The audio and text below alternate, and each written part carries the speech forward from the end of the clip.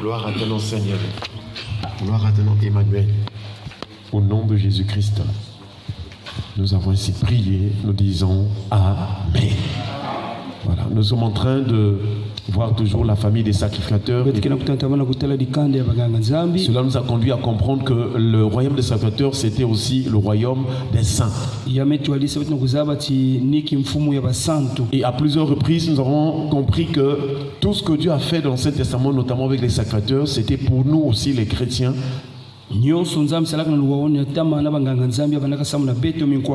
Parce que le Seigneur nous a sauvés pour nous sanctifier. Et le Seigneur veut que l'on puisse rentrer, voir et entrer dans son royaume. Et cela ne peut se faire que par la nouvelle naissance. Et la nouvelle naissance n'est possible que si nous recevons Jésus-Christ, si nous croyons en lui.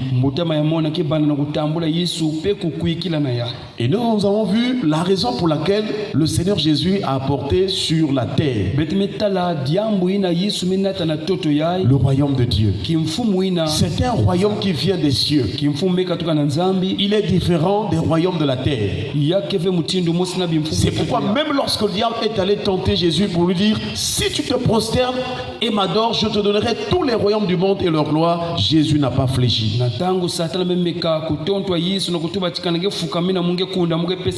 C'est tout un enseignement pour nous les enfants de Dieu. Quel que soit ce que le Satan, le diable va nous présenter dans ce monde, dans ce siècle, nous ne devons pas fléchir, parce que nous avons des choses meilleures. Nous avons des trésors au ciel. Nous avons des grandes récompenses. Est-ce qu'on peut acclamer le Seigneur? Chers frères et sœurs, nous avons vu la raison pour laquelle le Seigneur Jésus a porté le royaume sur la terre. Le royaume de Dieu est venu sur la terre pour nous épargner, pour nous sauver des ténèbres. Le prophète Esaïe nous a rappelé que voici la terre est couverte des ténèbres et l'obscurité couvre les peuples.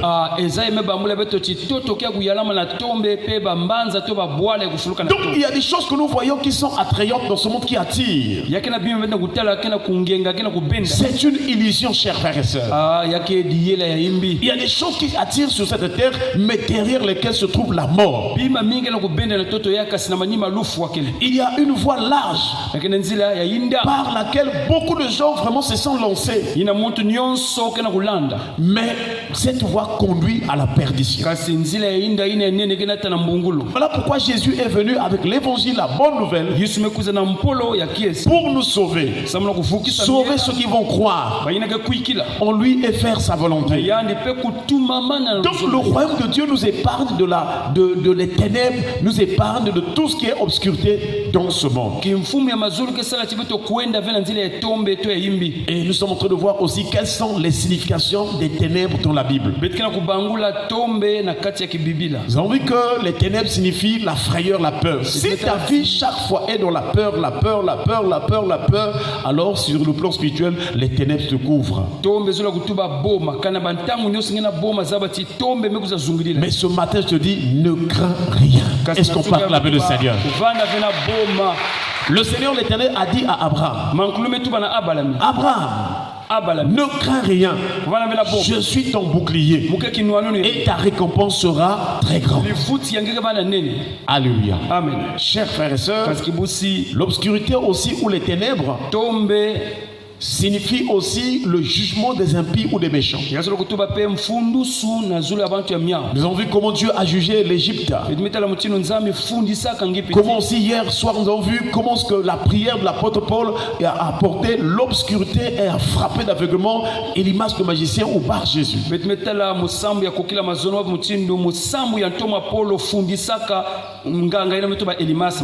Chers frères et sœurs, nous voulons voir encore voir ce matin Une autre signification des ténèbres.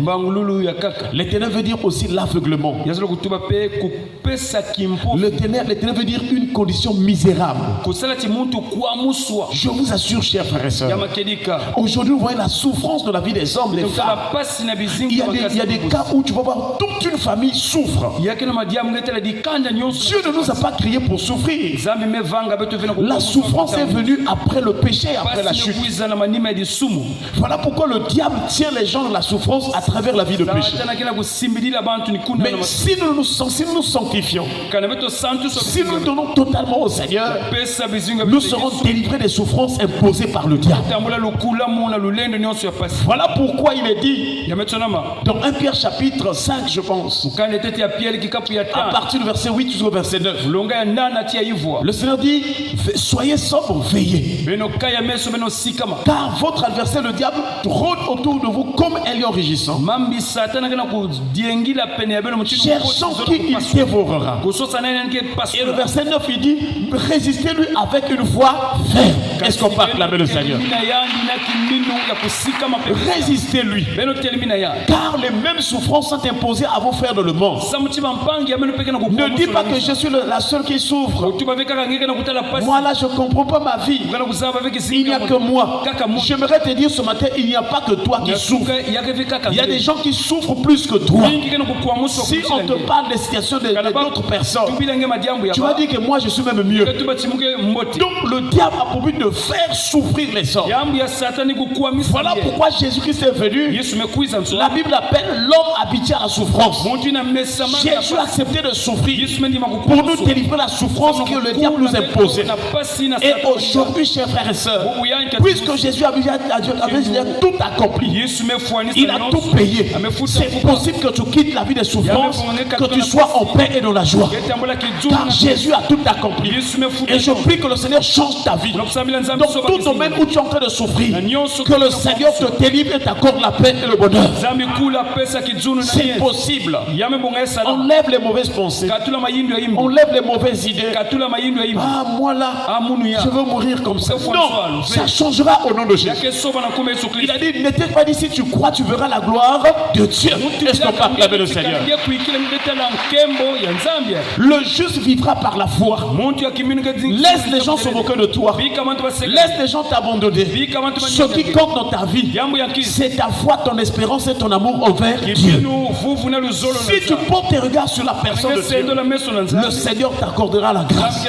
Quelle que soit la bassesse dans laquelle tu te trouves, quelle que soit la situation dans laquelle tu te trouves, Dieu est capable de changer les temps et les circonstances. Anne a chanté un cantique, elle a prié. Elle a dit: de la poussière, tu relèves le pauvre. De la poussière, tu retires le pauvre. Du fumier, il relève l'indigent. Pour les faire asseoir avec les grands. Et il leur donne un trône de gloire. Là où tu étais dans l'obscurité, là où tu étais dans les ténèbres, peut-être à cause de ta famille, peut-être à cause de tes péchés, si tu crois en Jésus, si tu abandonnes la vie mondaine, le Seigneur te bénira. Dieu veut ton bonheur.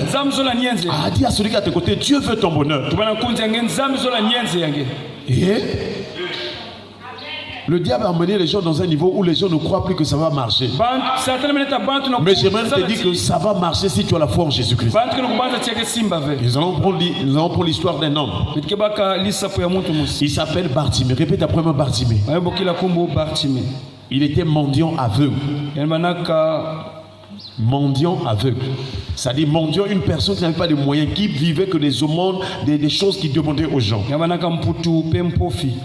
Et il était encore aveugle. Imaginez-vous une telle condition misérable. Pas de moyens, pas de vision ou de vue.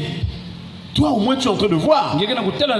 Tu peux te déplacer parce que quand tu as la vue ou la vision, tu peux aller voir un parent, tu peux voir un ami. Mais lui il n'avait pas la vue, donc il était là seulement. Et la Bible déclare: il restait au bord du chemin. Il n'avait qu'un manteau. Comme à l'époque, il y avait la fraîcheur. Donc, quand il le voit, il met seulement le manteau là. Parfois, étend la main comme ça. Les personnes généreuses peuvent donner quelque chose. Mais d'autres aussi peuvent passer. Je vous assure, mendiant aveugle. Alors, qu'est-ce qui va changer la vie de Bartimée? La Bible déclare qu'il entendit, ils étaient à Jéricho. Il entendit que Jésus était là. Il a écouté de ses oreilles. Si tu écoutes, tu reçois la parole de Dieu, quelque chose va changer dans ta vie. Lorsqu'il entendit que c'était Jésus-Christ de Nazareth, il a commencé à crier: Jésus, fils de David, aie pitié de moi. Si tu traverses les souffrances, cherche la miséricorde de Dieu. Alléluia. Cherche la miséricorde de Dieu. Il a commencé à crier. La Bible déclare, plusieurs de ceux qui étaient là le reprenaient pour le faire taire. À un certain moment de la vie, il y aura parfois des obstacles. Tu es en train de prier, c'est comme si rien ne bouge. C'est comme si tu es en train de reculer encore en arrière. Continue. La Bible déclare, il cria beaucoup plus fort. Est-ce qu'on peut acclamer le Seigneur? Pour que tu sortes de cette situation-là, il faut la persévérance. Persévérance de la prière. Même si ça fait déjà une année, même si ça fait peut-être 2 mois, 6 mois dans cette situation, 2 ans, 4 ans, 5 ans dans cette situation-là, le Seigneur te dit de persévérer.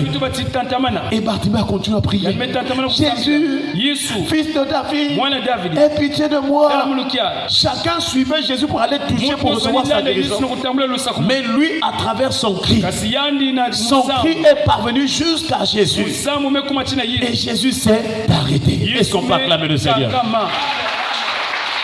Lorsque tu pries d'une manière intense, lorsque tu pries beaucoup, le Seigneur portera ce regard sur toi. Plus tu es en train de prier, il a dit que ceux qui crient à lui nuit et jour, ne leur ferait-il pas grâce ou miséricorde? Je vous assure, Dieu écoute les prières, il exauce les prières. Et c'est pourquoi nous voyons que Jésus s'arrêta et dit: appelez-les. Oui, chers frères et sœurs, la Bible déclare: ils appelèrent l'aveugle en lui disant: prends courage, lève-toi, il t'appelle. Jésus dit aux gens de l'appeler. C'est ce qui se passe ce matin. Lorsque le pasteur prêche, lorsque le conducteur ou bien le prédicateur est en train de libérer la parole, il est comme ces gens-là qui étaient à côté de Bartimée. Lorsque je prêche, je suis là pour t'encourager. Je suis là pour t'appeler, pour que tu viennes à Jésus. La parole de Dieu est là pour t'appeler, pour t'encourager, pour t'exhorter. Là où tu étais dans les soucis, là où tu étais abattu, la parole de là est là pour te consoler, pour adoucir tous les regrets que tu avais. Et ces gens-là ont dit: lève-toi car il t'appelle. Est-ce qu'on peut acclamer le Seigneur? Pourquoi ces gens-là ont dit: prends courage?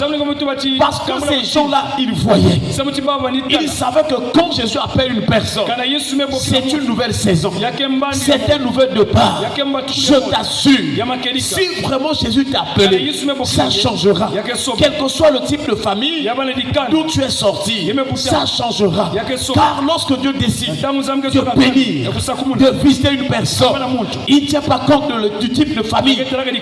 Gédéon était dans une petite famille, mais quand c'était le temps de sa visitation, Jésus l'Éternel lui a dit: vaillant héros, va avec la force que tu as. N'est-ce pas moi qui t'envoie? Je t'assure, si tu as la foi, le Seigneur t'enverra. C'est-à-dire, il te conduira. Il te conduira. Tu vas rencontrer des gens, mais ces gens-là, c'est Dieu qui les avait préparés pour toi. Alléluia. Je t'assure. On a dit à Bartimée: lève-toi, il t'appelle. L'aveugle jeta son manteau et se levant d'un bond vint vers Jésus. Est-ce qu'on peut acclamer le Seigneur? Quand tu viens prier, il faut jeter le manteau de saleté là. Quel est le manteau que tu as? Il y a d'autres qui viennent prier, leur manteau ce sont les forteresses. Dans notre famille, on a dit que personne ne va se marier. es en train de venir prier, il faut jeter ce manteau-là. Si dans ta famille on a dit que les gens ne vont pas se marier, toi tu es venu vers celui-là qui a institué le mariage. C'est lui qui a dit il n'est pas bon que l'homme soit seul. Je lui ferai une aide semblable.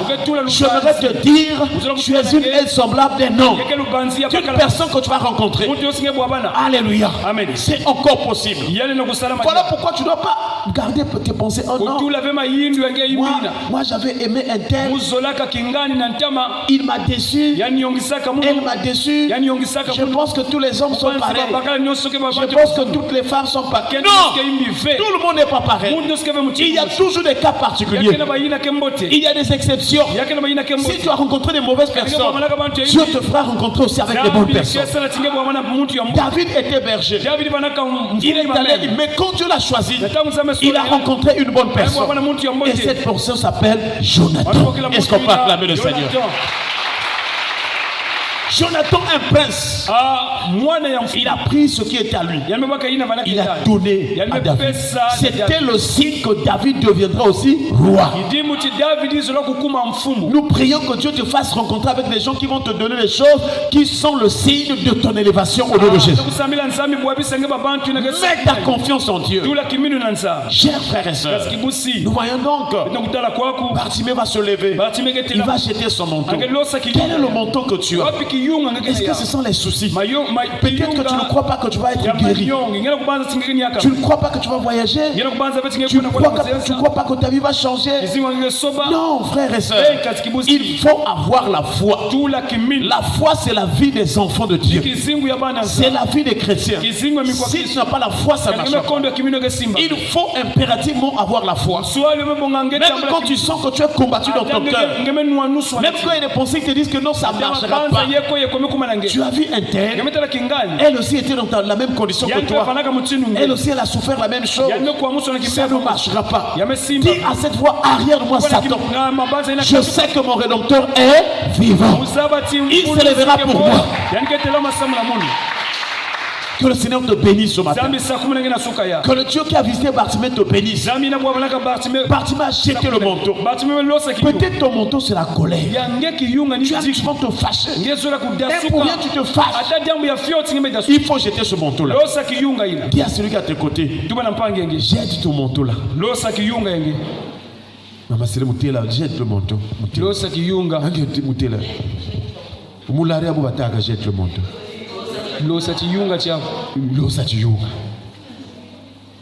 Je vous assure, qu'est-ce qui te tracasse, qu'est-ce qui te tourmente, quelles sont les pensées que tu as là?